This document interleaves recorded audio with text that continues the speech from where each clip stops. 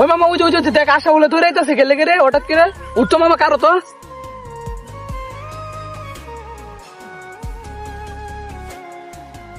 ওই মামা ওই তোর কি হয়েছে তুই এইভাবে হাফ হইতেছিস কে লেগা? আরে আরে বন্ধু, আমার না ইমার্জেন্সি 500 টাকা লাগবো, আমার হসপিটাল যেতে হইব, আমার বোন অসুস্থ। ওই বেটা কি গাছ ধরে তুই যাকে টেনে সিটি তুই দিছিস না।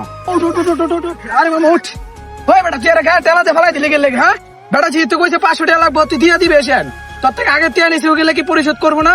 যেহেতু ও কইছে ওর বোন অসুস্থ হসপিটাল যাইতেইব তো 500 টাকা লাগে তুই আরে অপমান করছ বেটার বিপদ না দাঁড়া আয় মামা দাঁড়া আমি তোর টিয়া দিতেছি 500 টাকা তো ধর। বন্ধু তুই আমার বন্ধু না, তুই আমার ভাই। 500 টাকা দিয়ে অনেক উপকার করলে, আমি ভাই। আচ্ছা ঠিক আছে সাবধানে যাইস হ্যাঁ বেটা মানুষের লাগে সবসময় ভালো ব্যবহার করবি বেটা। এই বেটা বেটা 500 বেটা আমাদের 4,000 টিয়া দিচ্ছি এর আর কি আমি টিয়া দেম এবারে তো টিয়া দেওই না মূল্য না। আচ্ছা বুঝলাম সেই হচ্ছে 5,000 টিয়া অনেক টিয়া নিছে গা যেহেতু বন্ধু মানুষ আজকে 500 টাকা দিয়ে দিতে আমি বেটা বাজারের নাম থেকে 500 টাকা দিয়ে ওরা চালাইছি কারণ যেহেতু কইছে ওই তো হসপিটাল যেতে যেভাবে হাইছে দেখছো না হাঁপাইতেছে ওই তো জরুরি কোনো সমস্যা আছে বুঝছ না গেলে গা। বুঝছি বন্ধু আমারই ভুল হয়েছে। আচ্ছা ওই টাকাটা দেওয়া দিবে।